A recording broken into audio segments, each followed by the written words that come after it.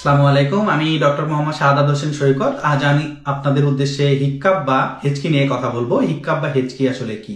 হিক্কাপ বা হেঁচকি হলো ডায়াফ্রামের অনৈচ্ছিক সংকোচন, যা বাতাসকে দ্রুত ফুসফুসের দিকে টেনে নেয়। এতে ভোকাল কর্ড হঠাৎ বন্ধ হয়ে যায়, ফলে হিক ধরনের শব্দ হয়। এবার আসুন আমরা জেনে নিই হেঁচকির কিছু কারণ। হেঁচকির কারণগুলোর মধ্যে উল্লেখিত হচ্ছে দ্রুত বা অতিরিক্ত খাবার গ্রহণ, গ্যাস্ট্রোইসোফেজিয়াল রিফ্লাক্স ডিজিজ, কোমল পানীয় বা অ্যালকোহল পান করা, বাতাসের সঙ্গে অতিরিক্ত খাবার গ্রহণ, আবেগজনিত উত্তেজনা বা স্ট্রেস, হাসি বা কাশি করার সময় বেশি বাতাস গ্রহণ এবং কিছু ওষুধের পার্শ্ব প্রতিক্রিয়া হিসেবে হিচকি দেখা দিতে পারে।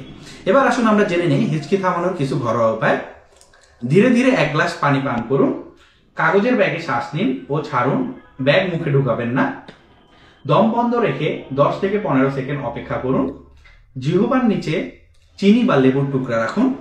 হঠাৎ চমকে দেওয়া বা হালকা ভয় দেখানো, এটা অনেকের ক্ষেত্রে কার্যকরী হতে পারে।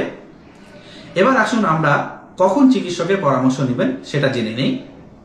যদি হিচকি 24 ঘন্টা বা এর বেশি সময় ধরে চলতে থাকে এবং এটি খুব বিরক্তিকর এবং জীবনযাত্রায় খুবই সমস্যা সৃষ্টি করে, সেক্ষেত্রে অবশ্যই চিকিৎসকের পরামর্শ নিন। ধন্যবাদ।